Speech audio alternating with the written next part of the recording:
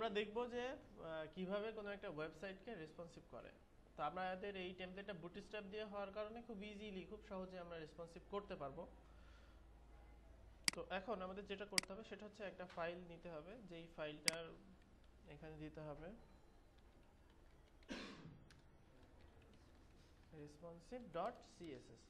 এখানে আমাদের কিছু মিডিয়া কোয়েরি লিখতে হবে। তো মিডিয়া কোয়েরিটা হচ্ছে, আমরা একটু বোঝার চেষ্টা করি যে আমরা কি করতে যাচ্ছি, সেটা আমাদের একটু বুঝতে হবে। আচ্ছা, তার আগে আমি একটা ফাইল নিয়ে আসি। আচ্ছা, এই ফ্রেমওয়ার্কটা আপনারা সবসময় রেখে দিবেন, আমি এই ফাইলটা আপনাদের দিয়ে দিব।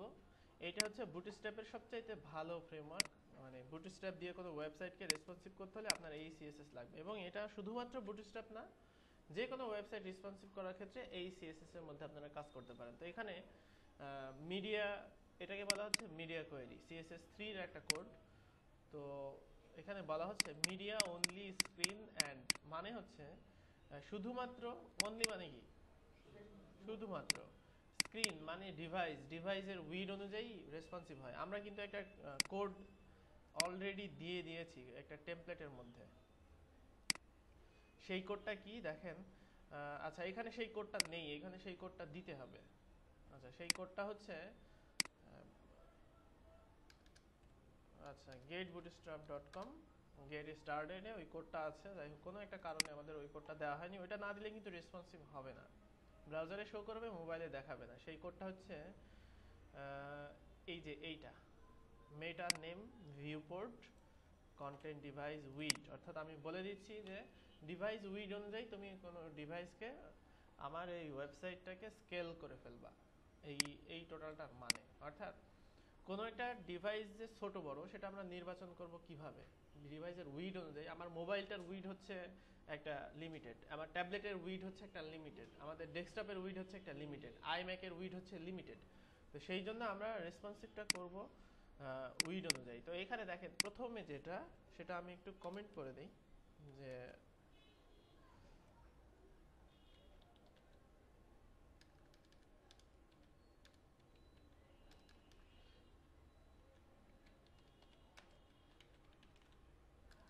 আচ্ছা থাক, বানান নিয়ে এত টেনশনের দরকার নেই, মিডিয়াম বানান।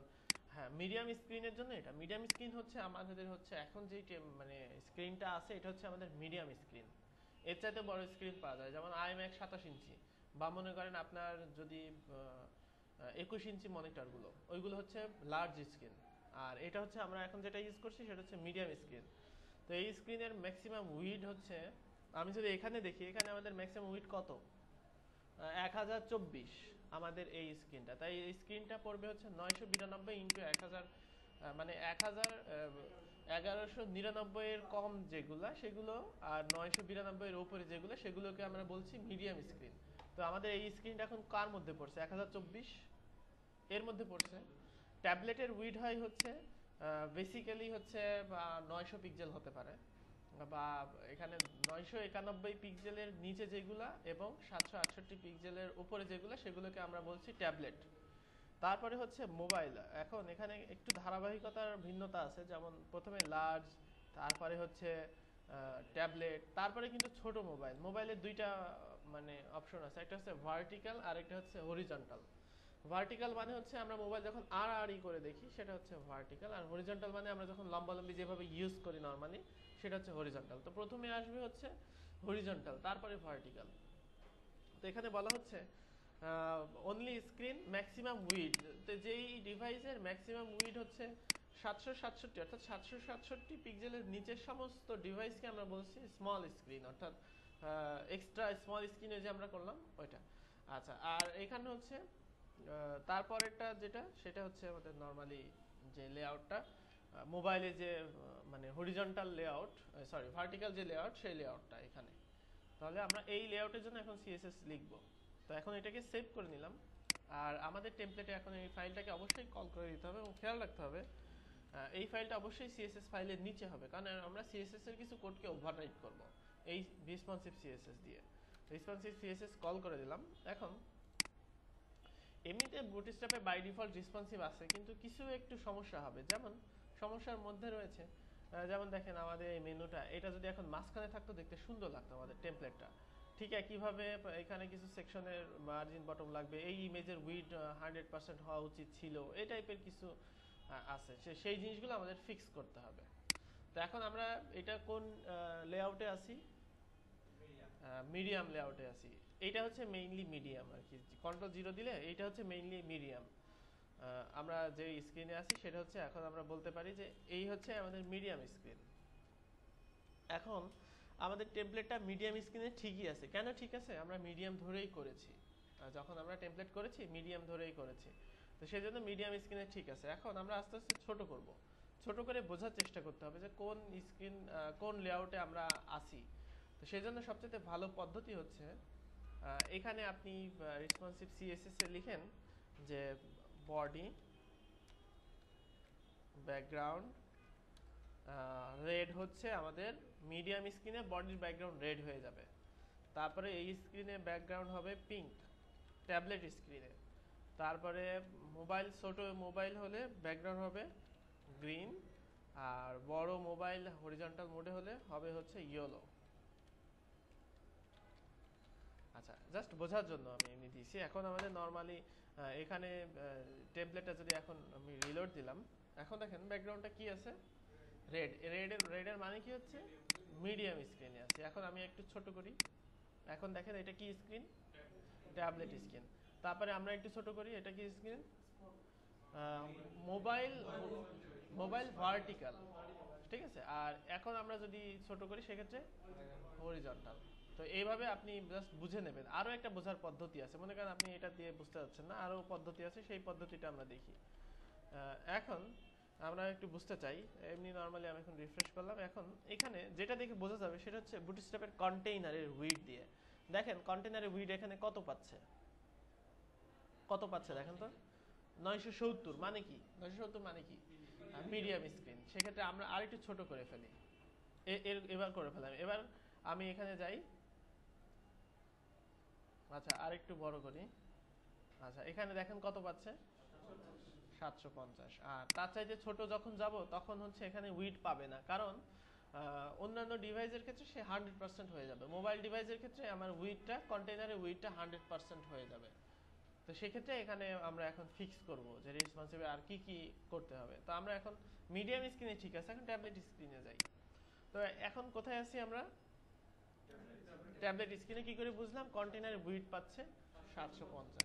এখন আমরা দেখছি ট্যাবলেট স্ক্রিনে এইটাকে আমরা কি দিয়েছি দেখেন, এটাকে আমরা দিয়েছি কল SM4। এখন আমরা SM4 না দিয়ে এখানে হচ্ছে কল SM4 মানে কি একদম ছোট স্ক্রিনের জন্য এটা 4 কলাম থাকবে।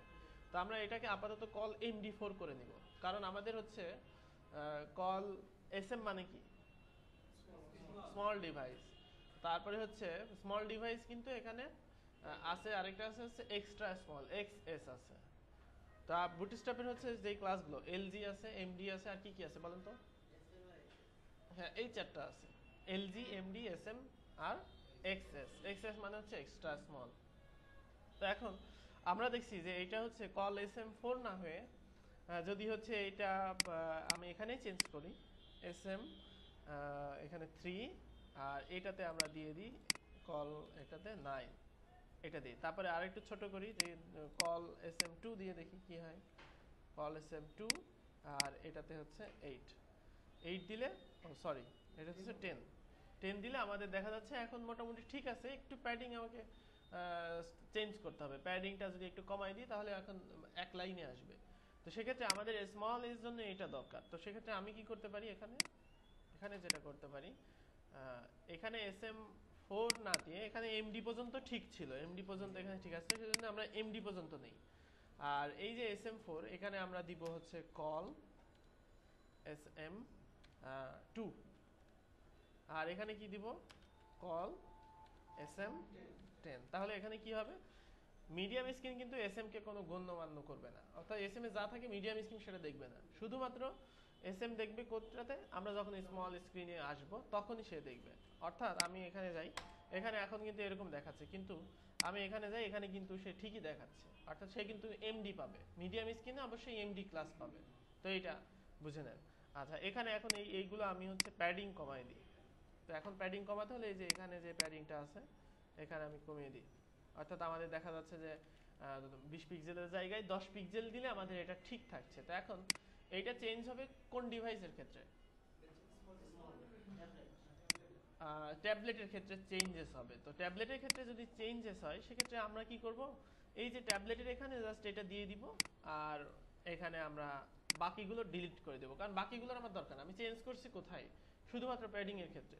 তো সেক্ষেত্রে আমরা শুধুমাত্র ওখানে চেঞ্জ করে দেবো, সেই প্যাডিংটা ওখান থেকে নেবে। আর একটু যদি বড় মানে মিডিয়াম স্ক্রিনে এখন চলে আসি, সেক্ষেত্রে দেখেন সে আগেরটা পাচ্ছে, অর্থাৎ এখন কত পাচ্ছে দেখেন। আচ্ছা আমি রিফ্রেশ দিই, মানে এটা পাচ্ছে 50 পিক্সেল 20 পিক্সেল পাচ্ছে। আবার আমি যদি ছোট করে ফেলি, অর্থাৎ আমরা মানে এই স্ক্রিনে যাই, সেক্ষেত্রে এখানে আমি আবার আসি, তাহলে বোঝা যাবে। এখন দেখেন সে কিন্তু এইটা পাচ্ছে, রেসপন্সিভ সিএসএস এর থেকে সে কিন্তু 50 পিক্সেল 10 পিক্সেল পাচ্ছে, তার কারণ তার 20 পিক্সেল দরকার নাই এখানে। ঠিক একই এখানে, এখানে আমাদের ঠিকই আছে, এখানে আমাদের কোনো চেঞ্জেস নেই। যদি চেঞ্জেস থাকতো তাহলে আমি করতাম। আচ্ছা এখানে আমাদের এখানে আমি যদি যাই, সেক্ষেত্রে দেখেন এখানে কল SM6, এখানে কল SM6 হচ্ছে কল এমডির ক্ষেত্রে আমার 4 কলাম দেখা, কিন্তু কল SM এর ক্ষেত্রে আমাদের এখানে 2 কলাম হয়ে যাচ্ছে, হচ্ছে না? আচ্ছা তো এখানে 2 কলাম হয়ে যাচ্ছে, কিন্তু এইটা থেকে এটা দূরত্ব থাকলে আমাদের বোঝা যেত যে এটা একটা প্রমোশন, এটা আরেকটা প্রমোশন। সেক্ষেত্রে আমরা কি করতে পারি, এই যে সিঙ্গেল সার্ভিসেস নিলাম না, সিঙ্গেল সার্ভিসেসে গিয়ে আমরা এখানে মার্জিন বটম 30 পিক্সেল বা 50 পিক্সেল যেটা মানে দিয়ে দিই, অর্থাৎ 50 পিক্সেল দিয়ে দিই। তো তাহলে সিঙ্গেল সার্ভিসের মার্জিন বটম 50 পিক্সেল হলে তবেই আমরা আলাদা করতে পারছি, এটা এক একটা সিঙ্গেল সার্ভিসেস। তো এবার আমরা এখানে যাই,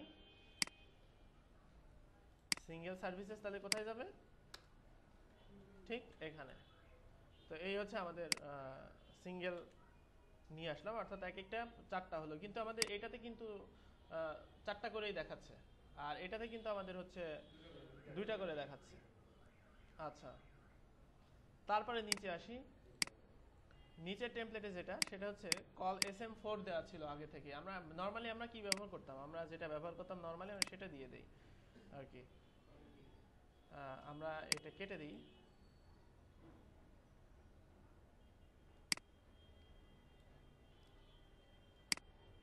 আমরা নর্মালি যেটা ব্যবহার করেছি সেটা ইউজ করি, তারপরে বোঝার চেষ্টা করি।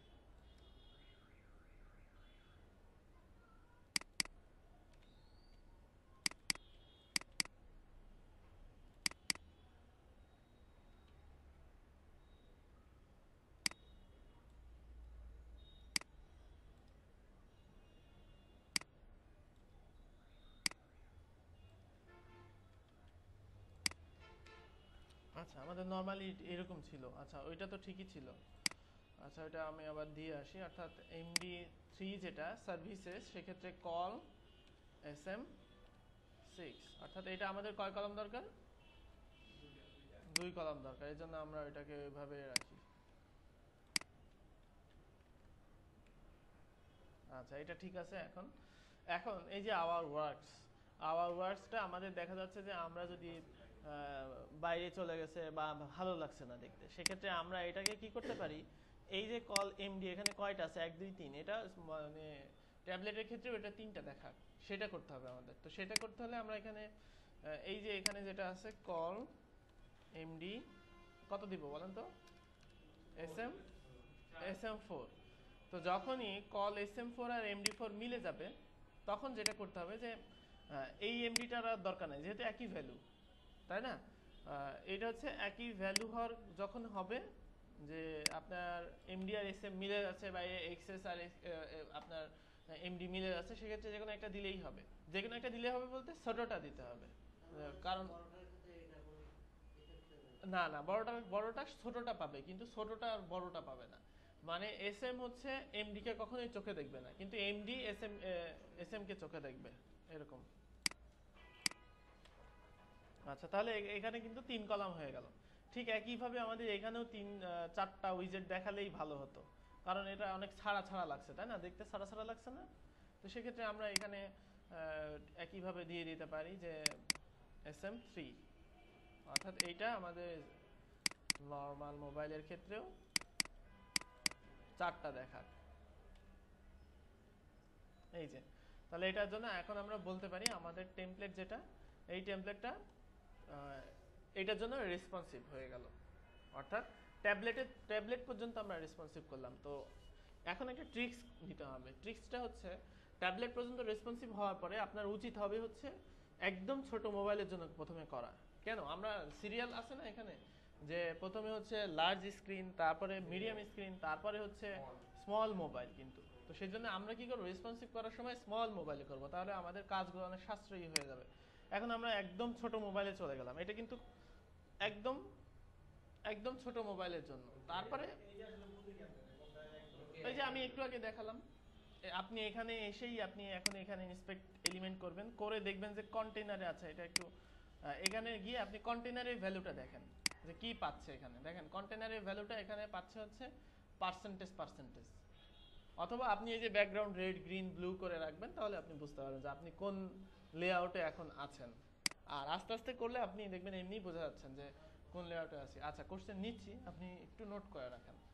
আচ্ছা, এখন স্মল মোবাইলে আমরা এখন রেসপন্সিভ করব। স্মল মোবাইলের ক্ষেত্রে এই যে মোবাইলটা মেনুটা, এই মেনুটা হবে না, আমাদের একটা মানে প্রেস মেনু দিতে হবে। অর্থাৎ এখানে ক্লিক করব, মেনুটা শো করবে, মোবাইলে ট্যাপ করব, মোবাইলে মেনুটা শো করবে, এরকম কিছু দিতে হবে। তো সেই জন্য আমরা এখানে প্রথমত আমরা একটা কাজ করে নিই, সেটা হচ্ছে লোগোটাকে টেক্সট অ্যালাইন সেন্টার। আর মোবাইলের ক্ষেত্রে জায়গা বাঁচাতে হবে, তো সেই জন্য আমরা 40 পিক্সেলের জায়গায় 20 পিক্সেল দিয়ে দিই, কারণ মোবাইলের ক্ষেত্রে আমরা এত জায়গা অপচয় করব না। তো সেক্ষেত্রে এই অংশটুকু কপি রুল করে নিয়ে আমরা কোন মোবাইলের কাজ করছি এখন, স্মল মোবাইলের ক্ষেত্রে আমরা এটা দিয়ে দিলাম। তো এখানে এটা দিয়ে দিলাম, তাহলে এটা হচ্ছে আমাদের চলে গেল। নেক্সট হচ্ছে আমরা মোবাইল মেনু ব্যবহার করার জন্য একটা প্লাগইন আছে স্লিক ন্যাব, সেটা আমরা ইউজ করব। স্লিক ন্যাব মেনু slicknab.com থেকে ডাউনলোড করে নেবেন। এটা খুব সুন্দর চমৎকার একটা মেনু। মেনুটা কেমন হবে সেটা দেখাই, এই যে এরকম হবে, ঠিক আছে। মোবাইলের ক্ষেত্রে খুব চমৎকার। ডাউনলোড করে নেই। আচ্ছা, ডাউনলোড করে নিলাম। এটা ব্যবহার করার নিয়ম হচ্ছে এটার একটা জেএস ফাইল আছে slicknab min.js, যেই জেএসটা জেএস এর মধ্যে রাখবেন, রাখার পরে এটাকে অবশ্যই কল করতে হবে HTML এর মধ্যে। আমরা HTML এ যাই, টুইটি এর নিচেই কল করলাম। এটা আছে হচ্ছে জেএস। এটা অবশ্যই যে কোয়েরি এর নিচে কল করতে হবে, যে কোনো জায়গায় বলতে মেইন যে কোয়েরি এর নিচে কল করতে হবে। আচ্ছা, এবার আমরা এটা কল করলাম, আর এইটার একটা সিএসএস ফাইল আছে। সিএসএস এর মধ্যে আমাদের slicknab এর যে সিএসএস ফাইলটা, এই যে slicknab সিএসএস, এই সিএসএস ফাইলটাকে আমি কপি করে নিলাম। এটাকে আমাকে কল করতে হবে হচ্ছে একদম উপরেই কল করি, লিংক সিএসএস, এই যে slicknab min css। এখন মেনুটাকে অ্যাক্টিভ করতে হবে। অ্যাক্টিভ করার নিয়ম হচ্ছে এখানে যান, এই যে মেনু তৈরি করছে, এখানে ইউএল এর যে আইডি আছে একটা, সেই আইডি দিয়ে অ্যাক্টিভ করতে হবে। তো আমাদের এটাতে ইউএল এর একটা আইডি আছে। এটাতে ইউএল এর কি আইডি আছে দেখেন তো, ন্যাব আছে। তো এখন আমরা আমাদের যে মেইন জেএস কাস্টম জেএস এখানে যাই, এখানে গিয়ে এখন আমরা আইডিটা দেই, অর্থাৎ এখানে ইউএল আইডি ন্যাব, slicknab। এখন আমরা রিফ্রেশ দিলে দেখা যাবে যে একটা মেনু চলে আসছে। তো এটাই হচ্ছে slicknab। ইনস্টল করা খুব সহজ এবং এটা মানে দেখতেও সুন্দর, এই জন্য আমি এটা ব্যবহার করতে বললাম। আরো বিভিন্ন প্লাগইন পাওয়া যায় মেনুটি, এই প্রসেস একই, সেম প্রসেস। কোনো প্লাগইন এখানে ক্লিক করলে এই স্ক্রিনটা সরে যায়, আপনি এখানে সার্চ দেন। শুধু একটা মেনুই কেন শিখবেন, যে কোয়েরি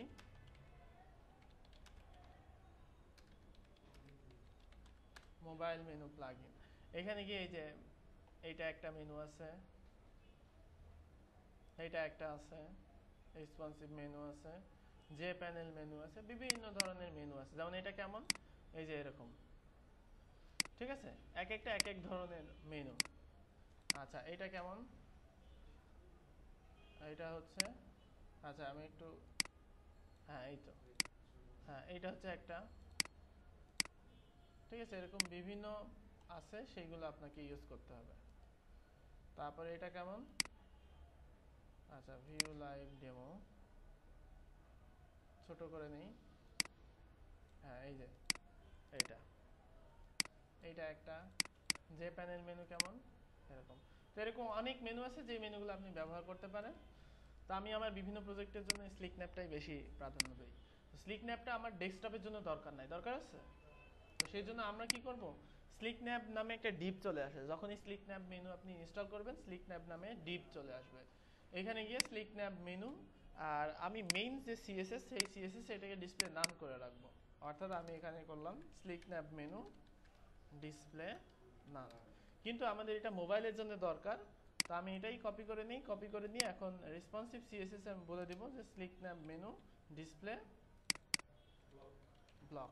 তাহলে এখন কি হবে, এখন আমাদের ডিফল্ট ভাবে মেনু থাকবে না। যখন আমাদের মেনু দরকার, অর্থাৎ যখন আমরা ছোট স্ক্রিনে চলে যাব তখন মেনু চলে আসবে। আচ্ছা আমরা তো একেবারে ছোট মেনু করছি, এখানে যাই। তো এখন মেনু কিন্তু চলে আসছে। তো এখন এই মেনু যেহেতু চলে আসছে, এই মেনুটার কি আর দরকার আছে? দরকার নাই। সেক্ষেত্রে আমরা কি করব, এই মেনুটাকে অর্থাৎ ডিপ প্লাস মেইন মেনু যেই ডিপটা আছে এই ডিপটাকে আমরা ডিসপ্লে নাম, অর্থাৎ এই মেনুটার আমার আর কোনো দরকার নাই। তো এখন আমরা কি করতে পারি, এটাকে কপি নিয়ে করে এখানে আমরা দেই যে মেনু ডিসপ্লে নাম, এই টেক্সচারের রাইট এটা এখানে দরকার নাই, আমাদের যেটা দরকার সেটাই কিন্তু আমরা রেসপন্সিভ সিএসএস এ রাখবো।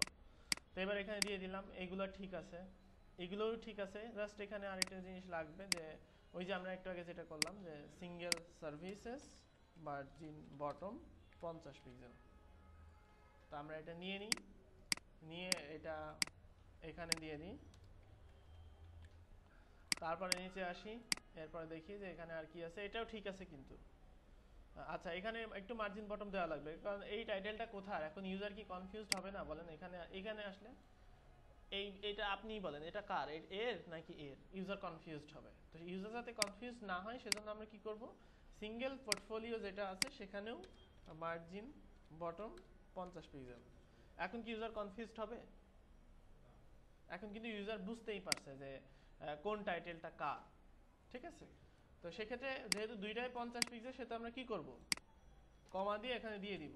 তাহলে আমাদের লাভ হবে যে মানে এক সিএসএসই হয়ে গেল, ঠিক আছে? এইভাবে সিএসএস লিখতে হবে। আচ্ছা এখানে গেলাম, এখানে গেলাম, এখানে মার্জিন বটম দেওয়াই আছে, আর একটু লাগবে। আচ্ছা না লাগবে না, মানে দেওয়াই আছে আর কি, এখানে বোঝা যাচ্ছে যে গেট ইন টাচ টুইটার। আচ্ছা এখানে বেশি হয়ে গেছে, কারণ হচ্ছে এখানে কোথাও এক জায়গায় মিনিমাম হাইট দেওয়া আছে, এই যে মিনিমাম হাইট। এখন মিনিমাম হাইট দরকার নাই, সেক্ষেত্রে কি করব, ইনহেরিট মিনিমাম হাইট ইনহেরিট। আচ্ছা ইনহেরিট দেওয়ার কারণে যে সবগুলোর মানে এখন মার্জিন বটম দেওয়া লাগবে। তো সেক্ষেত্রে আমরা এখানে মার্জিন বটম 50 পিক্সেল। ইনহেরিটটা মানে হচ্ছে ডিফল্ট মিনিমাম হাইট যেটা সেটা হবে, ডিভের ডিফল্ট মিনিমাম হাইট, যেটা হচ্ছে মিনিমাম হাইট থাকে না ডিফল্ট। যেমন প্যারাগ্রাফের মার্জিন কি থাকে, প্যারাগ্রাফের ডিফল্ট মার্জিন থাকে, কিন্তু যখন একটা সিএসএস ছাড়াই কোনো ওয়েব পেজ লোড করে প্যারাগ্রাফ দিলে দেখা যাবে মার্জিন হয়েছে, এই ডিফল্ট ভ্যালুগুলো পাওয়ার জন্য। তো ডিভের ডিফল্ট ভ্যালু হচ্ছে মানে মিনিমাম হাইট থাকে না, এজন্য আমরা ইনহেরিট দিলাম, দিয়ে ওটার ভ্যালুটাকে প্রম্পট করলাম। আচ্ছা তাহলে এখন আমরা ফুটার উইজেটকে নেই, নিয়ে এখানে ঠিক এখানে নিব, নিয়ে এখানে আমরা যাই, গিয়ে এখানে কমা দিয়ে একটা দিয়ে দেই, আর এখানে মার্জিনটা কেটে দেই। অর্থাৎ ওখানে 50 পিক্সেলই লাগছে, তাই না? আমরা আর একটু বাঁচালাম এখানে। তাহলে এখানে আমরা ইয়ে করে ফেললাম যে এই সাইটটা টোটাল ছোট মোবাইলের জন্য রেসপন্সিভ, কিন্তু ছোট মোবাইলে রেসপন্সিভ করার পরে আমাদের মানে বড় মোবাইলের জন্য একটু দেখে রাখা উচিত, যে অনেক সময় সমস্যা করে। সে কি সমস্যা হতে পারে, যেমন আমি একটু বড় করি, বড় মোবাইলে ঠিক আগ মুহূর্তে যাব, এটা হচ্ছে আমাদের মোবাইল ভার্টিক্যাল, তাই না?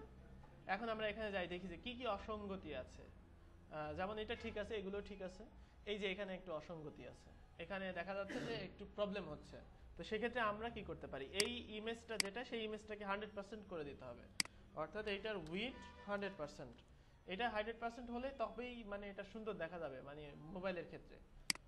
সেক্ষেত্রে আমরা এটাকে নিয়ে নেই, নিয়ে এটাকে 100% করে দিই। আমাদের ছোট মোবাইলের ক্ষেত্রে কিন্তু লাগছিল না, কারণ আমাদের এখানে 100% না হলেই কি, তো বড় মোবাইলের ক্ষেত্রে কিন্তু এটা আমাদের প্রয়োজন এই ভার্সনের ক্ষেত্রে। তো সেক্ষেত্রে আমরা এখানে দিয়ে দিই। এখানে টেক্সট সেন্টার করলে দেখতে জিনিসটা ভালো লাগতো না আর কি, মানে দেখেন আপনি কেমন লাগতো, এই যে এখানে যদি 100% না করতাম, মনে করেন এখানে মার্জিন 0 অটো, এই যে এমন লাগতো দেখতে, নিশ্চয়ই ভালো লাগছে না? ওর চাইতে আমরা যদি এখানে উইড 100% দিই, সেক্ষেত্রে আমাদের এটা ফুলফিল মনে হচ্ছে আর কি। এই জন্য এটা সৌন্দর্যটা আপনার মধ্যে। তো এটা করে দিলাম। এখন আমাদের আর কোনো চেঞ্জেস আছে কিনা দেখি। না, আর কোনো চেঞ্জেস নাই। হ্যাঁ, কোন লেখাটা?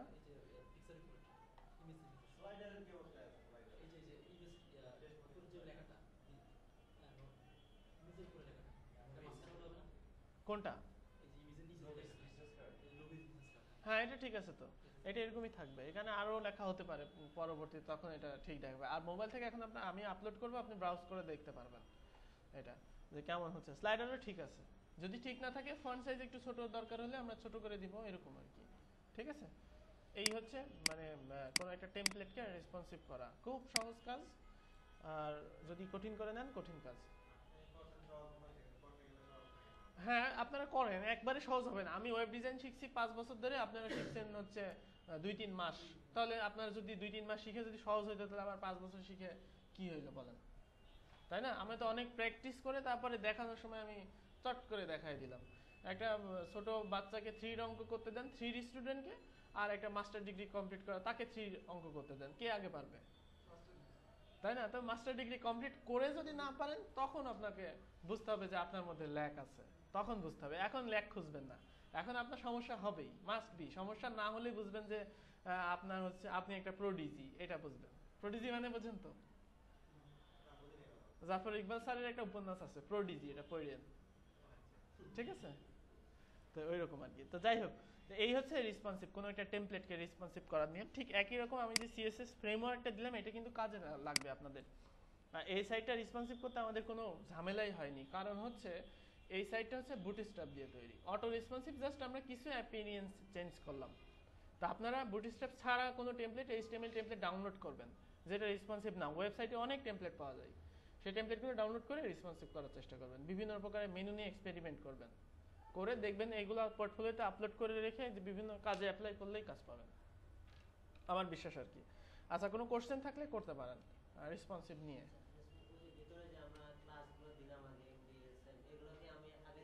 না, আগে দিয়ে নেবেন না, আপনি এমডি দিয়ে করে ফেলবেন একটা ওয়েবসাইট টোটাল। এমডি দিয়ে করে তারপরে আপনি যখন যেটা লাগবে তখন সেটা দিবেন। আগেই তো আপনি বুঝতে পারবেন না যে এটা আমার মোবাইলে কত হলে ভালো দেখাতো, এটা তো আপনি ডিজাইন করার সময় বুঝতে পারবেন না। টোটাল এমডি দিয়ে আপনি ডিজাইন করে নেবেন, নিয়ে তারপরে আপনি এবার মানে ওই ক্লাসগুলো দেবেন। কাজ হয় নাই, কারণ হচ্ছে আমাদের লাগে নাই। যদি লাগতো সেক্ষেত্রে আমরা এখানে দিতাম যে এমন কোনো চেঞ্জেস যেটা হচ্ছে ওয়াইড মোবাইলের ক্ষেত্রেই হবে, এরকম কোনো কিছু হলে আমরা ওইখানে ব্যবহার করতাম। যেমন এই যে লার্জ স্ক্রিনে, আমরা মিডিয়াম স্ক্রিনে আমাদের লাগে নাই কোনো কিছু, কারণ আমরা এই টেমপ্লেটটা মিডিয়ামকে সাপোর্ট করেই করেছি এই জন্য। ঠিক আছে, অনেক সময় প্রয়োজন হয়। আচ্ছা, বলেন কি বলতেছিলেন?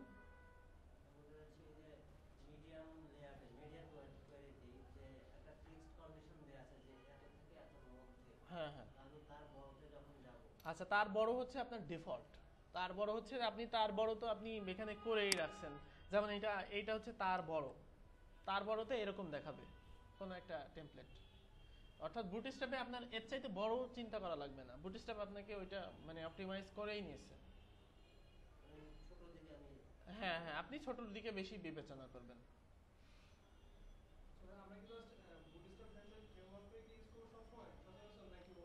সবসময় বুটস্ট্র্যাপটা ইউজ করা বেটার, বুটস্ট্র্যাপের ভবিষ্যৎ অনেক ভালো। এবং আমি এই যে বললাম না, যেমন রেসপন্সিভ সার্চ দিলে অনেক জবাব আসলো, আমি ওডেস্কে গিয়ে বুটস্ট্র্যাপ লিখে সার্চ দিই। হ্যাঁ, সেক্ষেত্রে আমি কাস্টম করে করে দিব। এই একই রেসপন্সিভ ফ্রেমওয়ার্ক সব জায়গায় চলবে, শুধুমাত্র বুটস্ট্র্যাপ না। মানে এই যে আমি যেটা রেসপন্সিভ দেখালাম, এটা সব সব থিমের ক্ষেত্রে সব জায়গায় চলবে। হ্যাঁ, হ্যাঁ, যে কোনো সিএমএস এ যে কোনো জায়গাতে এটা দেওয়া যাবে। ঠিক আছে।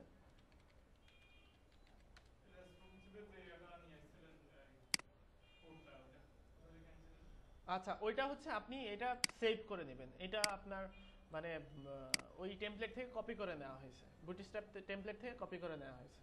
তো আপনি এটা সেভ রাখবেন। এটা কোথা থেকে আসলো সেটা আপনার না জেনে আপনি জাস্ট এটা সেভ রাখবেন, পরবর্তীতে জাস্ট ইউজ করবেন। এটা মানে দরকার নেই। হ্যাঁ,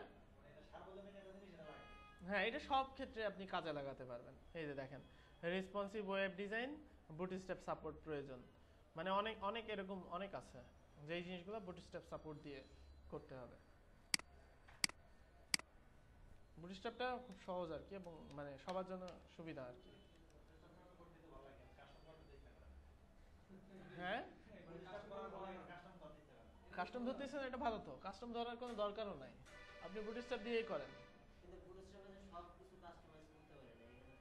এইটাই শিখতে হবে যে সব কিছু বুটস্ট্র্যাপ কাস্টমাইজ। আর আরেকটা ব্যাপার, মনে করেন একটা টেমপ্লেটে একটা অংশ আছে আপনি বুটস্ট্র্যাপ দিয়ে পাচ্ছেন না, কি করবেন, এখানে কল MD12 নেবেন, নিয়ে এবার আপনার মতো ডিপ নিয়ে নেবেন, ঠিক আছে? মানে সব এলিমেন্টকে যে আপনার বুটস্ট্র্যাপ দিয়ে করতে হবে এমন কোনো কথা নাই, কল MD12 নিয়ে নিতে হবে। নিলে আমার কি একটা আমি পাইলাম, এবার ওর মধ্যে আমি ফ্লোট লেফট রাইট করে আমার যা যেরকম ইচ্ছা সেরকম করতে পারি। কারণ অনেক লেআউট আছে যাতে পিক্সেলে আপনার বুটস্ট্র্যাপের সাথে মিলছে না, তখন আপনি ওই কাস্টম কোড দিয়ে করে দেবেন। বুটস্ট্র্যাপ জাস্ট হচ্ছে স্কেলিটনের জন্য, যেমন এই যে থাম্বটা এখানেই থাকবে। এখন আপনি যদি এটাকে কাস্টমাইজ করতে চান, এদিক দিয়ে একটা দেওয়াল দিয়ে এখানে একটা টয়লেট করে দেন, তাহলে হচ্ছে কেউ বুঝলো না যে এখানে থাম্ব আছে এরকম।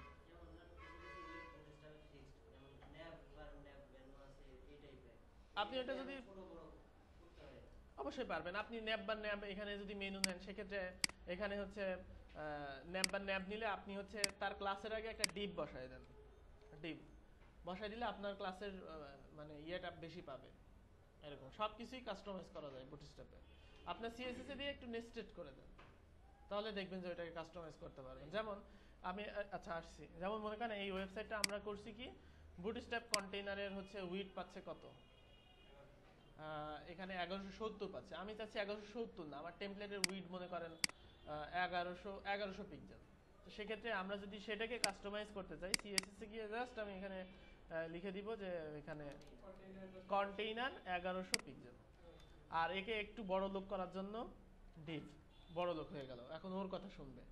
অর্থাৎ এখন এখানে যান, দেখেন এখানে 1100, এই যে 1100 ছোট হয়ে গেল না একটু, এখন 1100 ডিপটা দিলাম একটু নেস্টেড করে দেওয়ার জন্য, যেন ওইটার প্রায়োরিটি বেশি থাকে। এই যে এখন কন্টেইনারে গেলে দেখেন ওই 1100 কাটা আমারটা হচ্ছে সঠিক, এই যে ঠিক আছে। এইভাবে আপনি সকল কিছুই কাস্টমাইজ করতে পারবেন। আচ্ছা, বুটস্ট্র্যাপ মেনু দেখানোর কথা ছিল। বুটস্ট্র্যাপ মেনু হচ্ছে আজকে যেহেতু এটা দেখালাম, নেক্সট কোনো একদিনে ওইটা দেখাবো।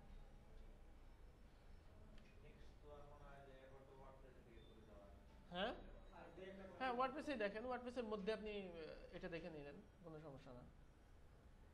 রেসপন্সিভ নিয়ে আমাকে কিন্তু কাজ দেখাইতে হবে, তা নাহলে ওয়ার্ডপ্রেসে যাবো না। এই HTML CSS আবার শুরু করব, কাজ না দেখালে এই আবার কোর্সের প্রথম থেকে শুরু করব, কাজ আপলোড করে দেখাইতে হবে, ঠিক আছে? যাই করেন না কেন, যাই পারেন না কেন, কারণ আপনাদের ওয়ার্ডপ্রেসের স্টার্টিংটা আমাকে দিয়ে হবে, আর মানে ওয়ার্ডপ্রেসের ক্লাসগুলো আমি নেওয়ার চেষ্টা করব, তো সেই জন্য আমাকে কাজ না দেখালে আমি কিন্তু নিব না, ঠিক আছে? হ্যাঁ।